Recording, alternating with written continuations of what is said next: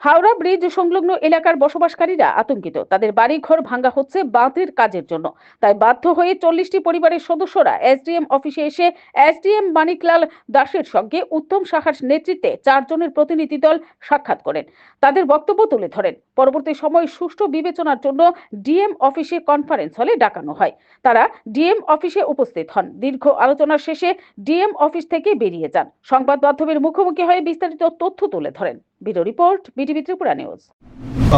2024 में जो बाढ़ आई थी उसकी वजह से शहर को बहुत नुकसान पहुंचा और सरकार ने एक डिटेल प्रोजेक्ट रिपोर्ट इस पे बनाई और उसके हिसाब से कई जगहों पर बांध के रिपेयर और उनके रिफॉर्मेशन का काम चल रहा है।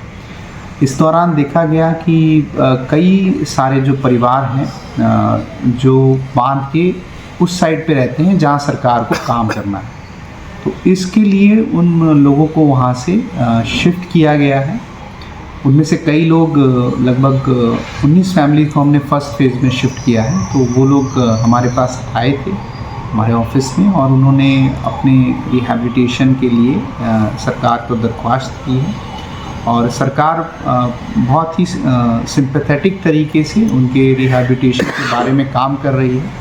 कई लोकेशंस पे उनके लिए जगह आइडेंटिफाई की गई है और हम उन सभी स्टेक होल्डर्स के साथ मिलके उम्मीद करते हैं कि उनका जो भी बसावट होगी, जो भी रिहैबिलिटेशन होगा, वो उच्च माध्यम से, सरकार के माध्यम से किया जाएगा।